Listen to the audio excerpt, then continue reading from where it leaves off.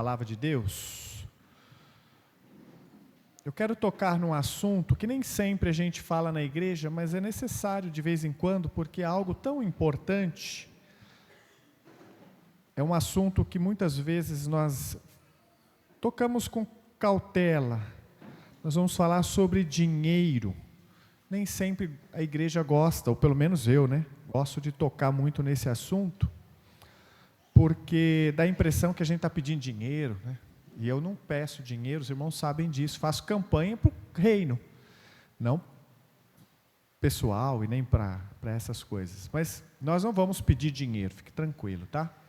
Nós queremos só que nossa igreja e nós como crentes coloquemos o dinheiro no lugar certo em nossas vidas. Às vezes o dinheiro toma uma proporção desnecessária em nosso coração. Acho que está para frente aí, tem que voltar. É o primeiro? Ah, então tá. É isso mesmo, é o primeiro mesmo. Nós vamos ler o texto que está ali, é Lucas capítulo 12. Jesus falou sobre dinheiro. Ele não falou uma vez, falou algumas vezes. E a forma como ele mostra a importância do dinheiro, como ele deve ser tratado em nossas vidas, é interessante, porque ele coloca as coisas numa perspectiva correta. E todos nós trabalhamos, todos nós precisamos de dinheiro, todos nós queremos dinheiro. Se você diz que não quer dinheiro, talvez há uma grande chance de você estar mentindo. Talvez você queira o dinheiro suficiente para pagar suas contas, mas todos queremos dinheiro, não é verdade? Quanto mais você quer, pior. Quanto mais você tem, melhor. É assim que pensamos. Bom, vamos lá. O texto diz o seguinte, Mateus capítulo 12, versículos 32 a 34.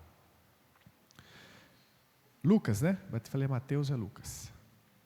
Não tenham medo, pequeno rebanho, diz o texto bíblico, pois foi do agrado do Pai dar o reino a vocês. Vendam o que têm e deem esmolas.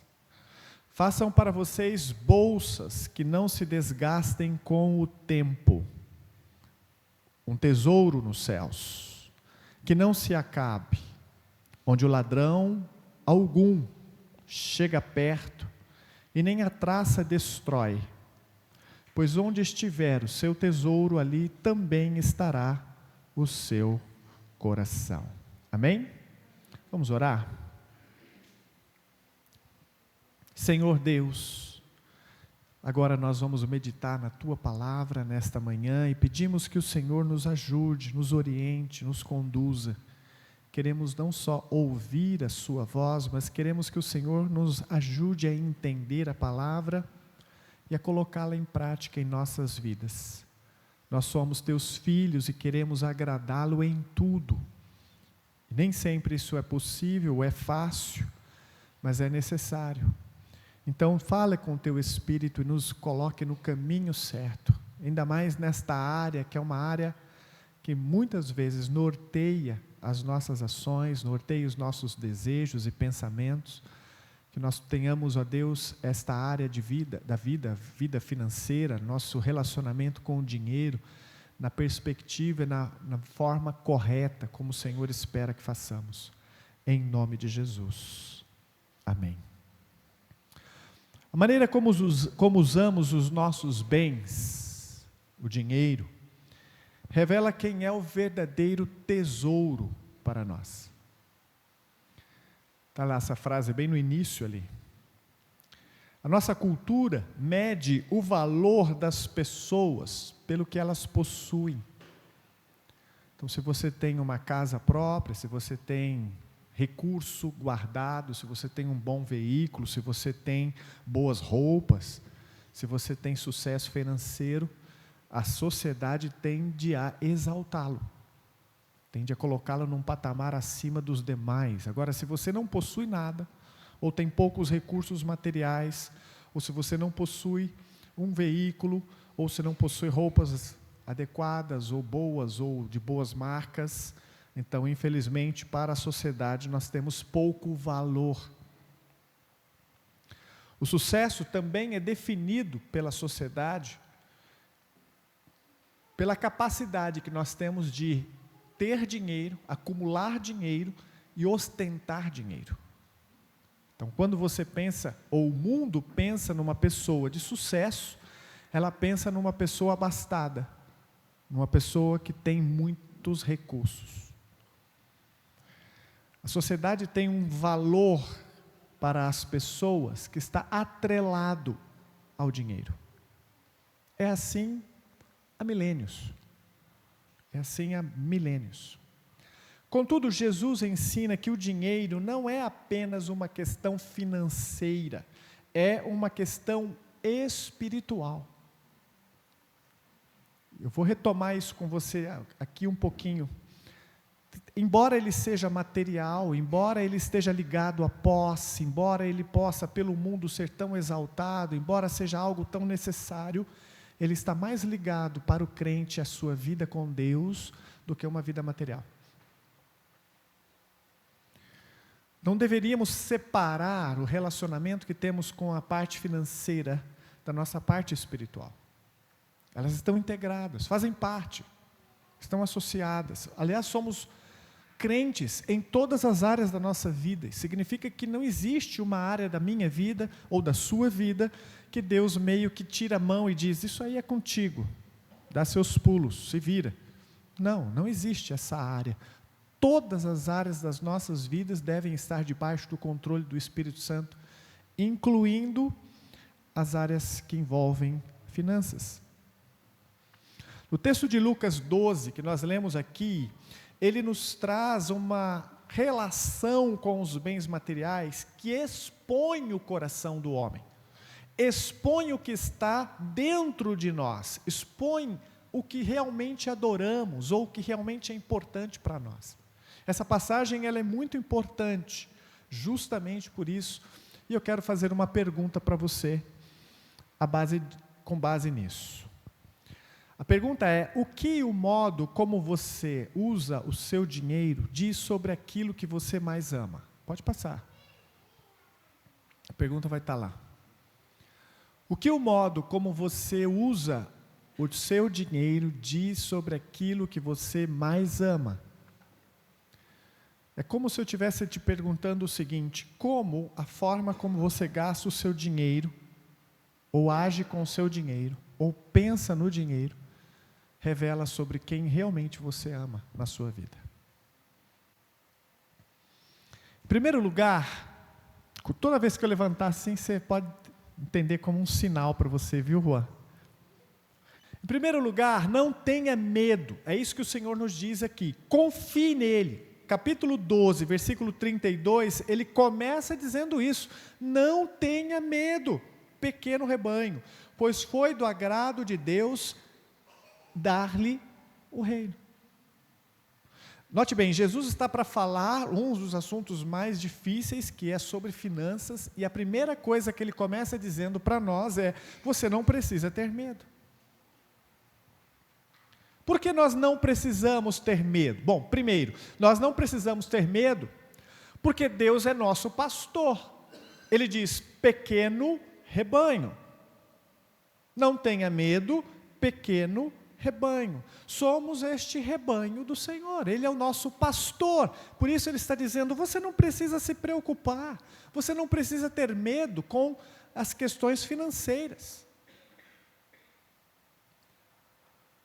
Por que não? Porque eu sou o seu pastor, e como pastor eu cuido da sua vida, eu cuido do seu coração, eu cuido das suas necessidades, assim como acontece num rebanho real. O pastor é responsável por levar os seus rebanhos, os seus ovelhas, aos lugares de pastagens. Você se lembra o que a Bíblia diz no Salmo 23, versículo 1? O Senhor é o meu pastor e de nada tenho falta.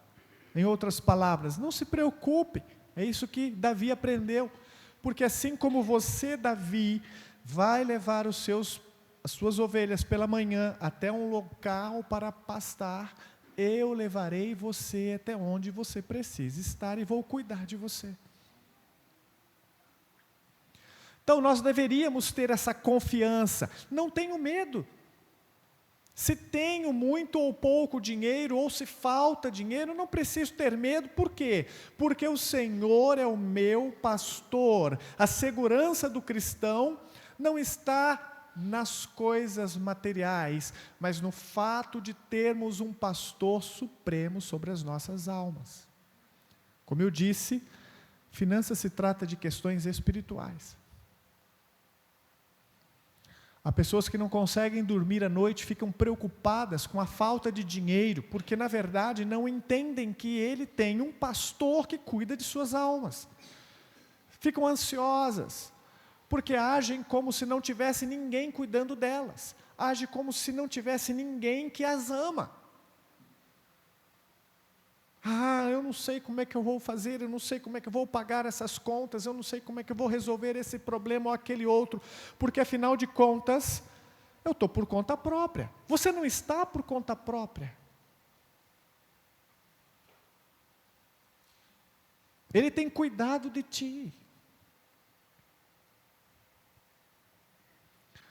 Então nós não deveríamos ter medo, porque Ele é o nosso pastor, é isso que Ele diz no início do versículo 32, mas não é a única coisa que Ele diz aqui.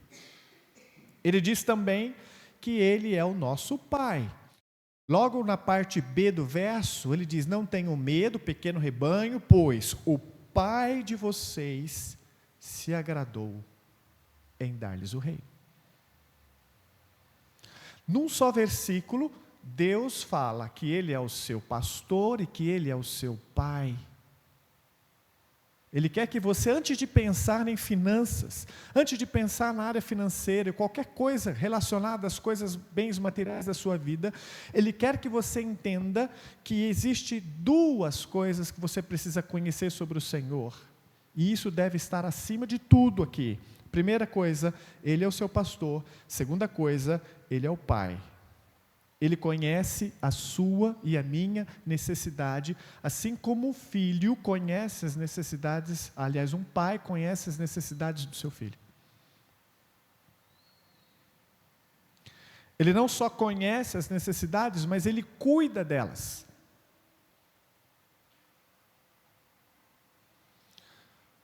No versículo 30,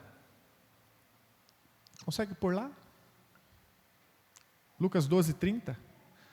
Ele diz o seguinte: pois o mundo gentio é que corre atrás destas coisas. Está falando de comida, de bebida, de roupa e dessas coisas. Ele diz: mas o Pai de vocês sabe que precisam delas. Você entendeu? O seu pastor te leva aos campos para pastar. E o seu Pai sabe de tudo o que você precisa para viver. Permite? Não, só um minutinho. Não, deixa ela aí. Zélio, deixa ela aí. Posso? Querida, aqui não pode, tá bom? Vai com a mamãe lá.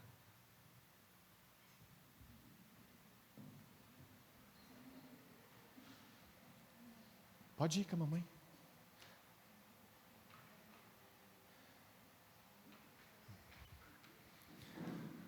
Às vezes é bom, porque aí ela percebe que o pastor também, né? Às vezes ela fala: o pastor não quer que sobe aí. E às vezes agora ela fica na cabecinha. Então preste atenção. O Senhor, o nosso Deus, Ele é não só o seu pastor, mas Ele é o seu Pai, e Ele sabe que você precisa destas coisas. Por que você acha que Jesus te falou isso?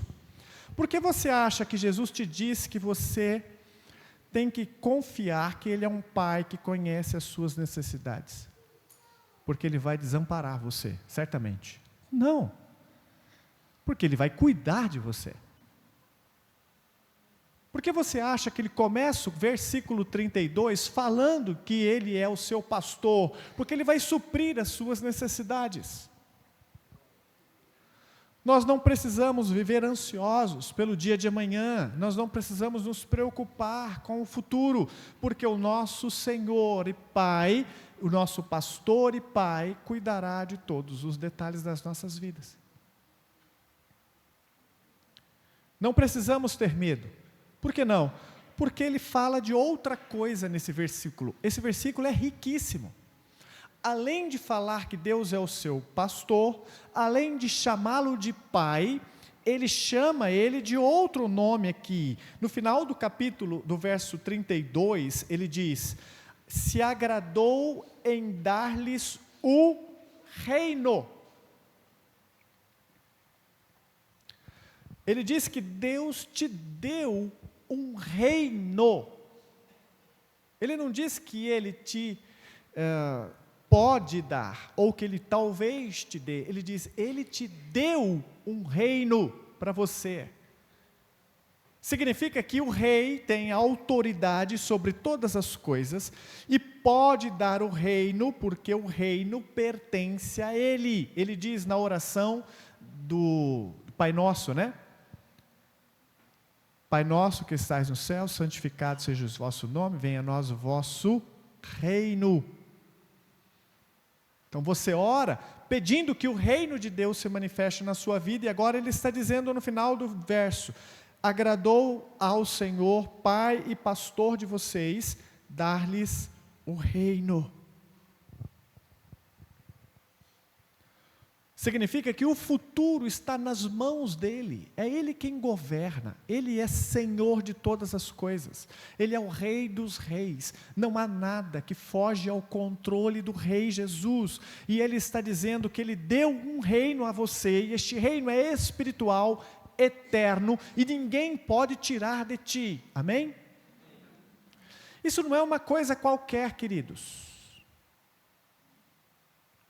Porque alguém poderia ganhar o mundo inteiro material, mas não ganhar o reino de Deus, e perder a sua alma no inferno por toda a eternidade. Ele está dizendo, não, este Pai, este pastor, deu a você um reino eterno, garantido, sustentado através do sangue de Jesus. Ninguém pode tirar o reino de você.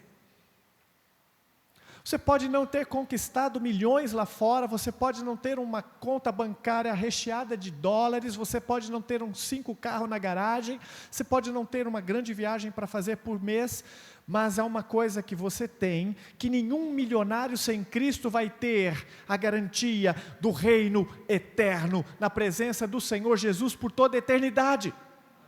Não há lugar no mundo que se compare ao lugar que Jesus preparou para você. Não há nada neste mundo que vai se comparar à eternidade com Ele nos céus.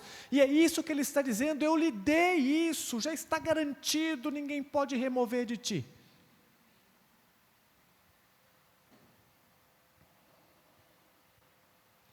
Porque estamos com medo. Se o pastor tem cuidado de nós, se ele como pai que conhece as nossas necessidades, cuida dos seus filhos, se ele já nos deu o maior presente que alguém poderia receber no universo, e em quarto lugar, ele ainda diz nesse mesmo texto, o verso 32, o Pai de vocês se agradou em dar-lhes o reino. Você percebe que há uma palavra ali que Deus coloca, a palavra agradar? Deus se agradou. Sabe o que isso quer dizer? Que Deus não está te dando essas coisas por força, por obrigação. Ele tem prazer em dar isso a nós. Deus tem prazer em cuidar de você.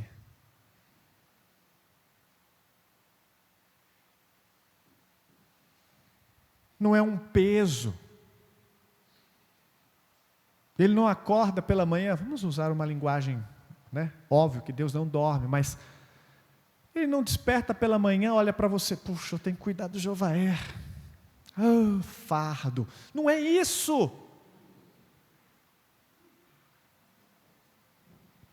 Ele olha para o Jovaé e sente alegria de providenciar para ele tudo o que ele necessita no dia de hoje. É a alegria do coração de Deus cuidar de você. Você entendeu isso?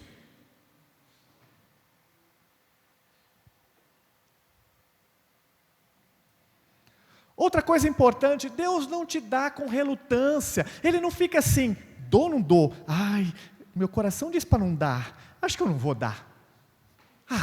Eu vou dar, vai. Não é assim. Deus cuida de você com alegria, com prazer, com satisfação, porque você é a alegria do coração dele, não porque você é o centro, mas porque ele escolheu amar você, assim como ele é capaz de amar. E no amor dele, ele te ama com tudo que ele pode.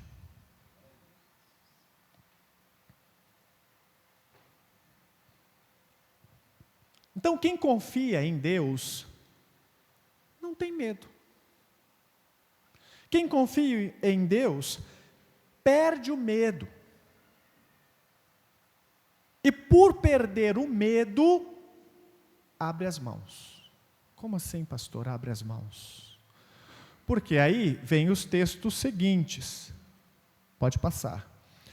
Se eu não tenho medo e confio no meu Pai, confio no meu pastor, que se agrada em me dar o reino, então eu vivo com simplicidade não para acumular, mas eu vivo com o coração feliz e alegre em qualquer situação.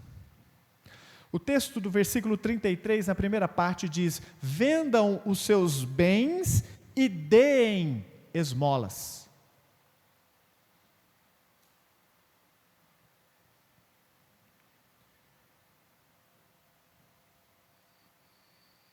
É interessante que na Bíblia nós somos desafiados no Novo Testamento a dar esmolas. Jesus falou sobre isso, inclusive na oração, no Sermão da Montanha. Ele fala para darmos esmolas, para ajudarmos uns aos outros. Ele diz que a sua mão direita não sabe o que faz a sua mão esquerda.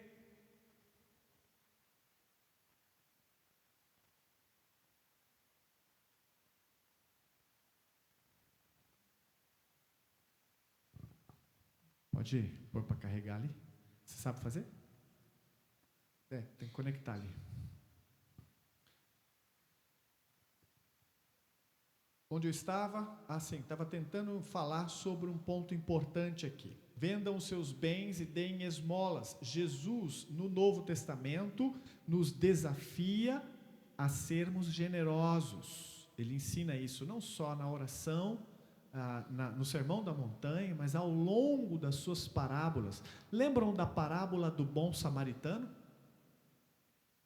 Lembra por que Jesus contou essa parábola? Havia um grupo religioso que se orgulhava de servir a Deus, se orgulhava de serem muito bons, mas na hora de socorrer alguém realmente em necessidade, fracassaram.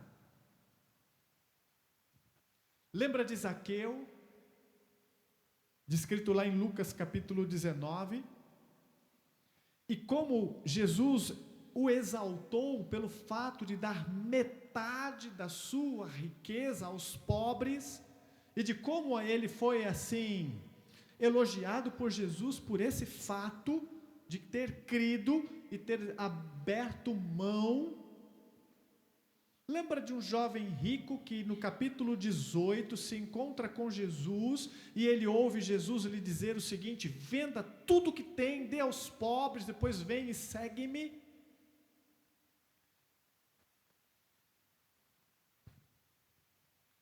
Lembra de um homem em Atos capítulo 4 chamado Barnabé,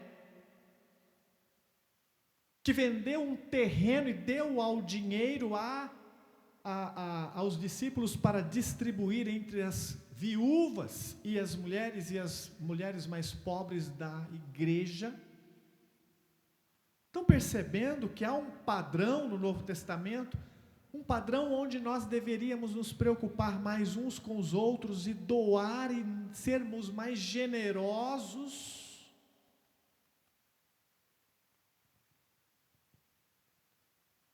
O problema não é possuir bens, o problema é os bens possuírem você. Você pode ter muito, não há problema em ter muito, mas desde que isso não controle o seu coração, desde que isso não seja o Senhor da sua vida, e você se apegue a isso como se fosse algo do qual você não pode abrir mão. Está errado.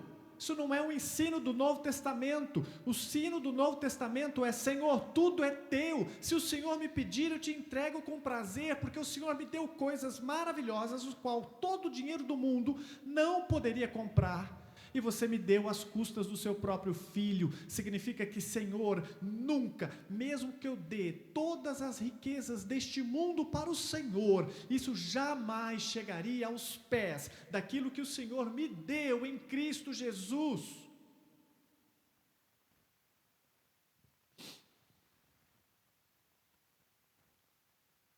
Portanto, há dois motivos para simplificar as coisas aqui, ou para viver com simplicidade. O primeiro motivo é que a riqueza pode sufocar a fé. Abra sua Bíblia em Lucas 8,14. Lucas 8,14. As que caíram entre espinhos são as que ouvem, mas ao seguir o seu caminho, são sufocadas pelas preocupações, pelas riquezas e pelos prazeres deste mundo e não amadurecem. Ele está falando daquela semente, na parábola do semeador, que cai entre os espinhos. E Jesus disse que aquela semente, que é o próprio Evangelho de Deus no coração do homem, ele disse que não cresce, não amadurece, não frutifica. E por quê? Porque estão sendo sufocadas. Sufocadas pelo quê? Sufocadas por nossas preocupações, nosso amor às riquezas e pelos prazeres desta vida.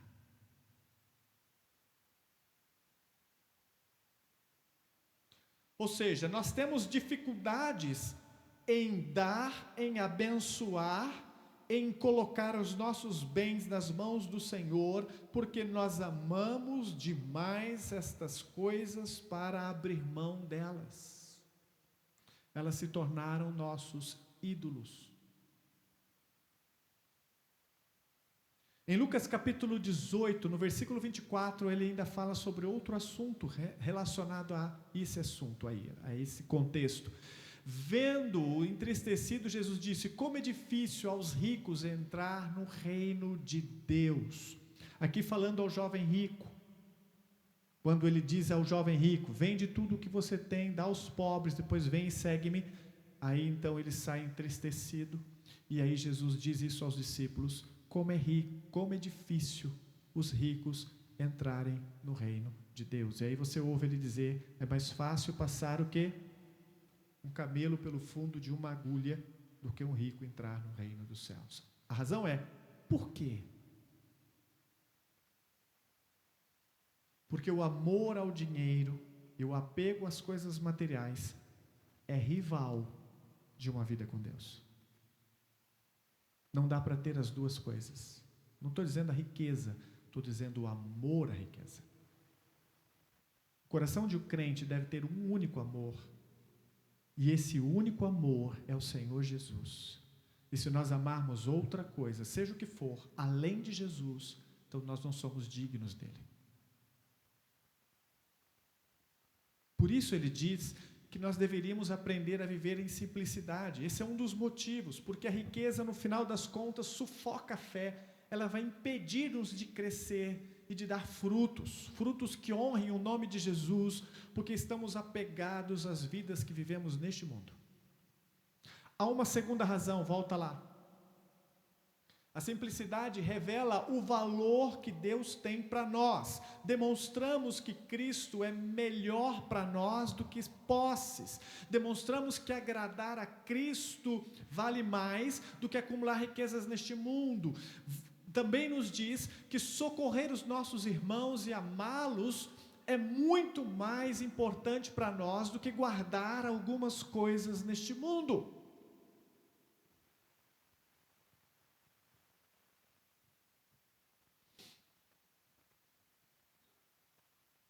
Note, eu não estou falando de dar dízimo, irmãos.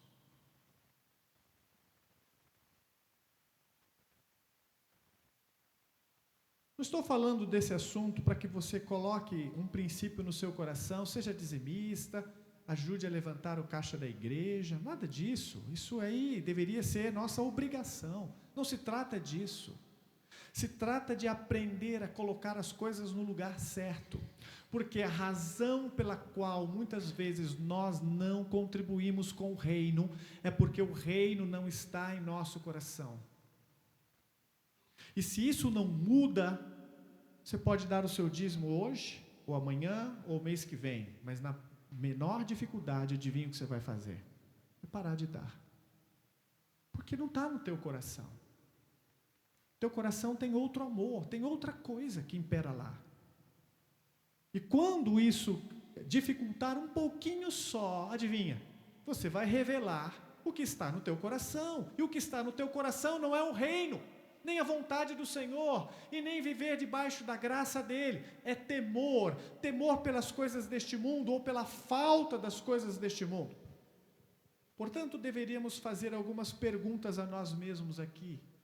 Pergunta que deveríamos fazer é: o que tenho que talvez esteja ocupando o lugar de Deus no meu coração? O que eu valorizo tanto que é mais importante para mim do que agradar a Cristo?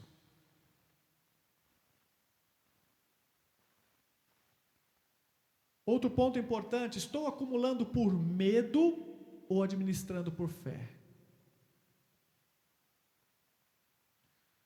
Eu entendo, irmãos, nós vivemos em tempos difíceis. Às vezes nós sabemos que a economia muda de noite para o dia, as coisas mudam, os preços sobem, e aí você pensa, é melhor guardar dinheiro. Não há nada contra você guardar dinheiro. Eu também guardo dinheiro. Todos aqui deveríamos fazer isso. Contudo, a pergunta é: por quê?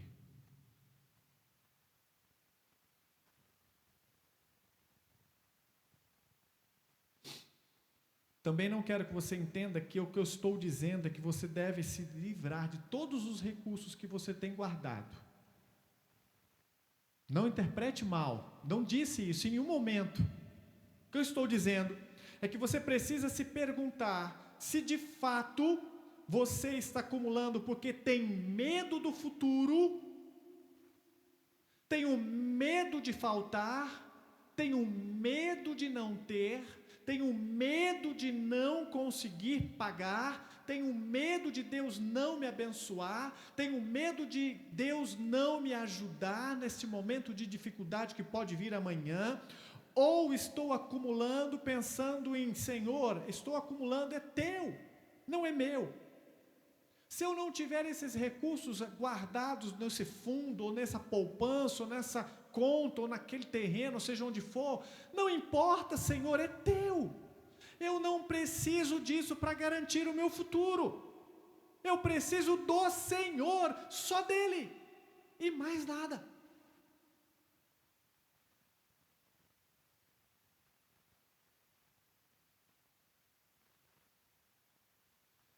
A fé deveria ser o nosso guia e não o medo.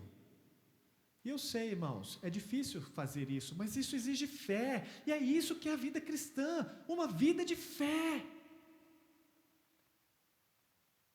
Mas nós somos relutantes em confiar. Porque nós queremos fazer os nossos pequenos tesouros e nos refugiar nele. Só que não percebemos o quanto isso trava nosso crescimento espiritual, trava a nossa fé.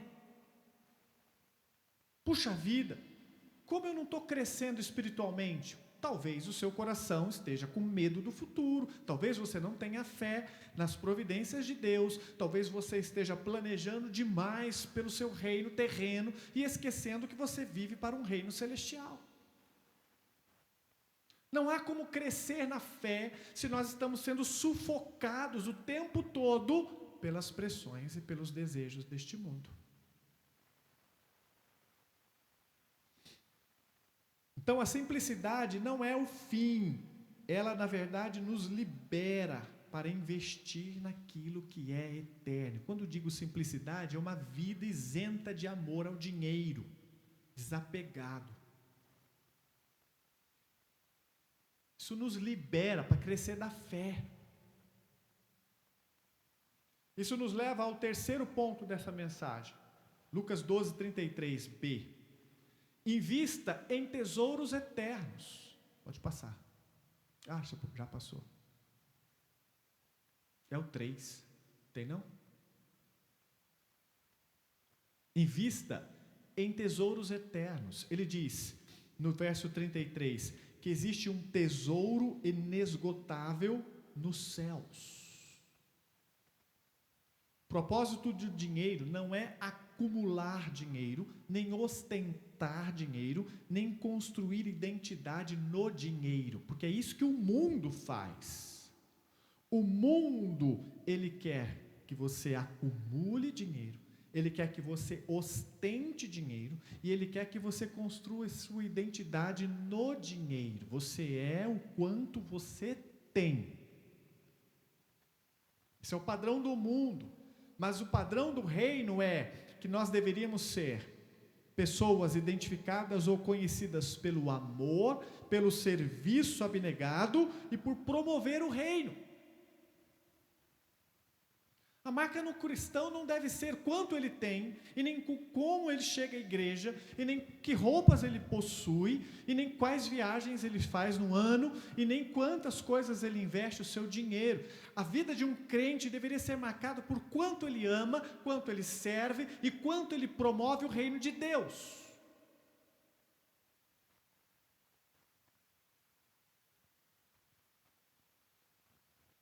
Deveríamos simplificar mais as coisas e não deixar este impacto do mundo nos influenciar para a direção errada. O cristão não trabalha para outra coisa senão sustentar a sua família, glorificar a Deus e ajudar os necessitados. Abre em Efésios capítulo 4, versículo 28.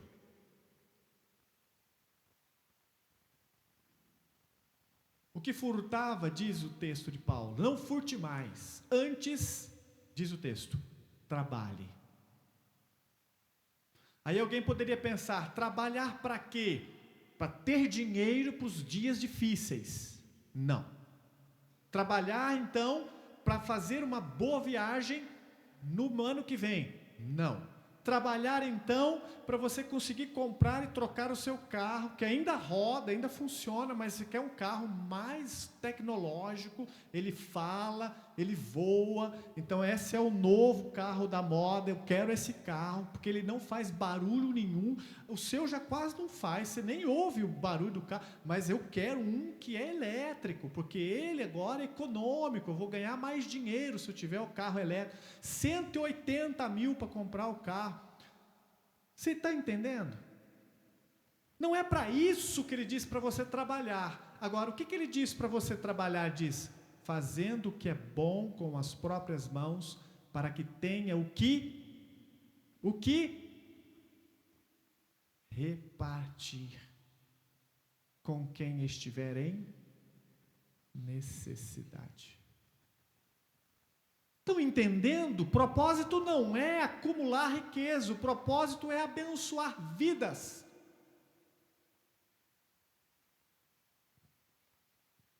Você trabalha para quê?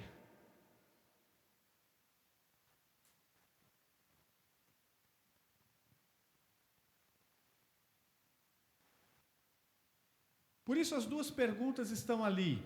Meu dinheiro está sendo convertido em frutos eternos, porque estou trabalhando para a eternidade? Volta lá para mim, no slide. Meu dinheiro está sendo convertido em frutos eternos, eu procuro servir pessoas, ajudar pessoas, investir no reino. Como posso usar mais os meus recursos para servir pessoas? Como crentes, a nossa maior preocupação deveria ser essa. Porque essa era a preocupação de todos os crentes do primeiro século. O modo como investimos revela aquilo que realmente amamos. O seu coração, próximo ponto, segue o seu tesouro. Lucas capítulo 12, versículo 34. Ele diz lá, pois onde estiver o seu tesouro, aí estará também o seu coração. Há uma verdade espiritual que Jesus ensina aqui. Seu tesouro é igual àquilo que você valoriza. E o seu coração é igual à fonte dos seus afetos e desejos. Em outras palavras, aquilo que você deseja é o que realmente você ama.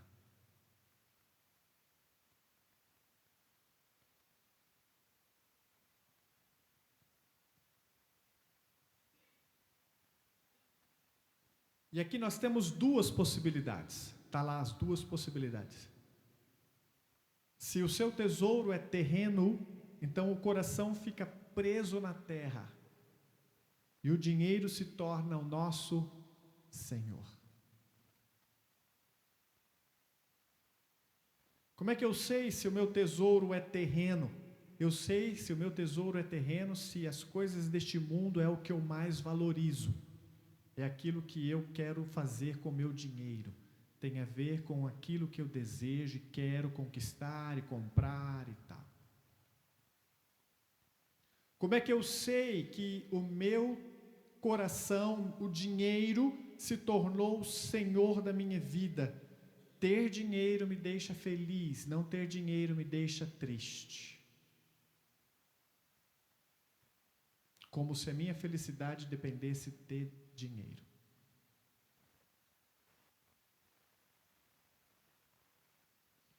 O Evangelho de Lucas, capítulo 16, verso 13, não põe ainda não, deixa assim. Deixa eu falar sobre o outro quadro ali, tesouro em Deus. O tesouro é Deus. Se o tesouro é Deus, o coração busca o céu. E eu não estou preocupado com as coisas deste mundo. Significa que eu não fico pensando nesses comprar, não comprar, ter, investir, guardar, poupar, quanto tem, dá para pagar, dá para comprar, dá para viajar. Eu fico pensando nessas coisas. Ele diz: o que eu penso, Senhor? Como honrar o teu nome? Como glorificar você hoje? Como eu posso abençoar uma vida e fazer com que ela conheça mais o seu amor hoje? Deus ocupa o primeiro lugar nas nossas vidas. Tudo que eu tenho, eu penso nisso de uma forma para servi-lo e não para servir-me. A vida passa a ter um propósito de glorificar a Cristo e não exaltar a mim mesmo e não satisfazer as minhas ambições egoístas. Eu vou colocar aqui numa outra ponta, tá? Ponta para os jovens e adolescentes. Muitos jovens e adolescentes tomam decisões erradas nas suas vidas porque têm motivações erradas. Por que você quer fazer engenharia? Por que você quer ser arquiteto? Por que você escolhe a profissão que você quer executar a sua vida inteira? Algumas vezes a resposta está atrelada aos recursos materiais. É porque essa profissão dá dinheiro e eu quero dinheiro. Você está dizendo para mim que você está fazendo a escolha de viver a sua vida inteira executando uma profissão com o único propósito de ele ser fonte de riqueza para o seu coração e ainda acha que Deus vai abençoar isso?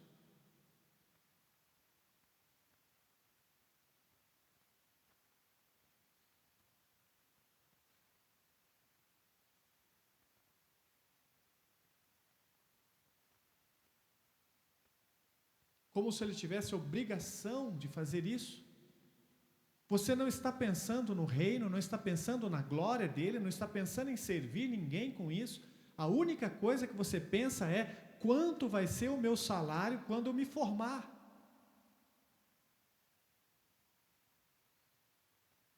Será que eu vou poder comprar um carro, uma casa, um apartamento? Será que eu vou conseguir fazer as viagens que eu tanto quero?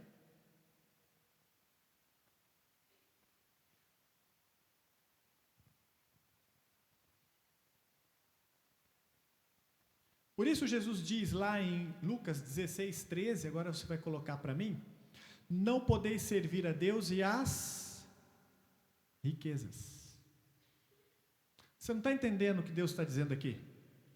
Ele não está dizendo que você pode servir algum deles e que não há problema em servir um deles. Ele está dizendo que você só tem uma opção. Porque servir as riquezas significa não servir a Deus, e não servir a Deus significa que você não é dele. Se você não é dele, você não tem posse, você não tem herança, você não é filho, você não tem ele como pastor na sua vida, ele não tem compromisso de suprir você, porque ele não é o seu tesouro.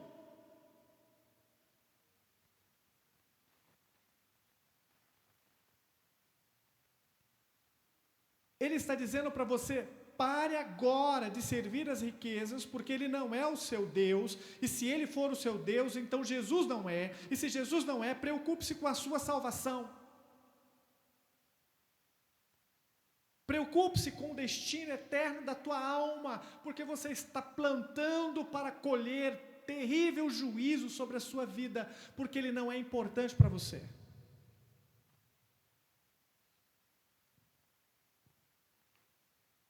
Perguntas aqui de aplicação: o que suas despesas revelam sobre seus afetos? Com o que você gasta o seu dinheiro? Isso reflete o que você valoriza. Seu coração está preso ao que passa neste mundo apenas? Ou está voltado para Deus? Quero fazer uma conclusão aqui para encerrar, e você vai pôr para mim mais um, por gentileza.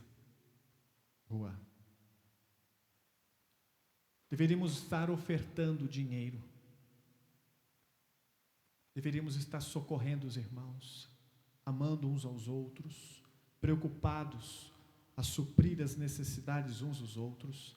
Deveríamos estar focados em levantar dinheiro para ajudar a construir uma igreja lá no sertão do Pernambuco. Deveríamos estar preocupados em conseguir adotar ainda mais missionários. Deveríamos estar focados em ajudar a Mirella a se curar para salvar mais pessoas na Turquia para Cristo Jesus. Deveríamos estar pensando nisso o tempo todo. Sabe por quê? Porque eu confio em Deus, eu não tenho medo do futuro.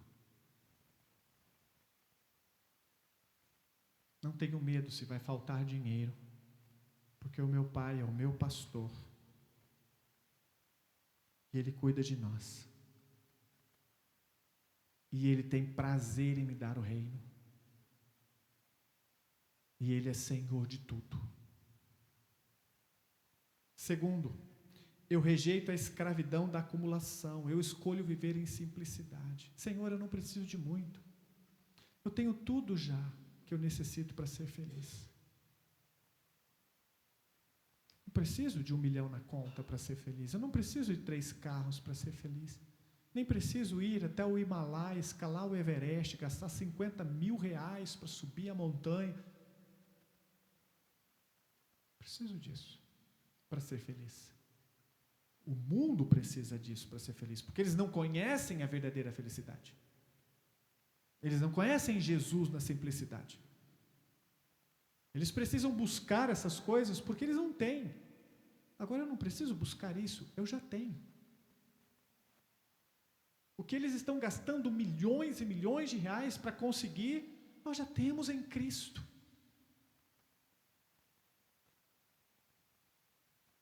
Eu invisto na eternidade, porque é lá que está o meu tesouro. Há uma canção antiga: lá está o meu tesouro. Lembra, Mônica? Lá onde não há choro, onde todos cantaremos juntos, lindos de louvor ao Senhor. Percebe?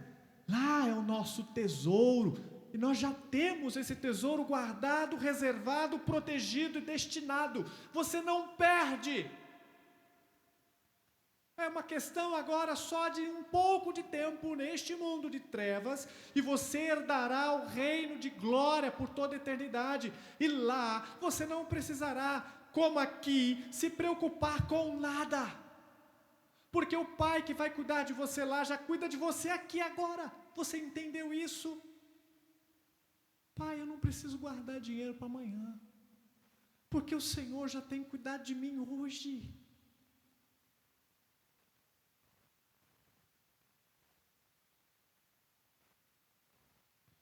E quarto, eu revelo onde está o meu coração.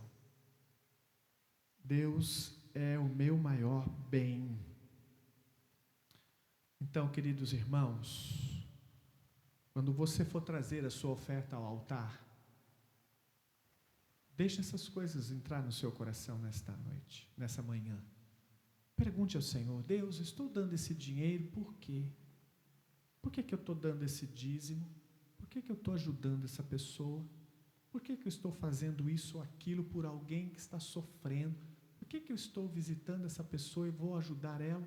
Por que eu estou investindo no missionário XY ou investindo no reino lá naquele lugar? Por que eu estou comprando saco de cimento? Por quê? Bom, em primeiro lugar, eu não estou investindo nessas coisas porque eu amo as coisas materiais. Estou investindo nessas coisas porque este é o meu mundo. Este é o meu reino. Este é o reino que eu valorizo. Este é o Deus que eu sirvo. Essas são as coisas que Ele quer que eu faça. Eu sou dele. E Ele é meu. Você pode orar? Feche os seus olhos, curva a sua cabeça. Senhor, onde estiver o nosso coração, é onde está o nosso tesouro, ou onde está o nosso tesouro, é onde está o nosso coração. É assim que o Senhor nos exorta em Lucas 12:34. Nós vimos hoje, Senhor Deus, que o dinheiro deveria estar no lugar correto em nossos corações. Deveríamos estar pensando no reino da forma e da perspectiva correta. Pensando, ó Deus, em honrar e glorificar a Cristo, com os bens, com os recursos, com o trabalho, com tudo o que fazemos. O Senhor é o propósito primeiro e último de tudo o que fazemos. Quando o Senhor nos transformou e nos redimiu, o Senhor passou a ser a pessoa mais importante das nossas vidas, e o seu reino passou a ser aquilo que mais valorizamos neste mundo. Mas às vezes não é assim que vivemos. O Senhor tem transformado muitas coisas, mas não a forma como nós nos relacionamos com os recursos deste mundo, não a forma como valorizamos o dinheiro, não a forma como pensamos sobre o futuro, não a forma como acumulamos bens. Nós não estamos fazendo isso para a glória do Senhor, estamos fazendo isso porque temos medo do futuro, porque achamos que se faltar dinheiro na conta, ou se não tivermos dinheiro guardado, nós vamos passar necessidade. Temos medo, Senhor, porque nós não confiamos no Senhor. Temos medo porque não entendemos que o Senhor é o nosso Pai, que cuida de nós como filho, que não deixa que falte nada a nós. Temos medo porque, infelizmente, nós não o vemos como supremo pastor das nossas almas, que nos leva a pastos verdejantes e que nos guia a águas tranquilas. Temos medo, Senhor. Perdoa-nos por isso, em nome de Jesus. Nos ensina a ser mais generosos, a amarmos uns aos outros, e não só com palavras, mas com ações, porque elas falam mais do que qualquer palavra. Então, em nome de Jesus, usa esta igreja para a glória e honra do teu nome. Em nome de Jesus nós oramos. Amém.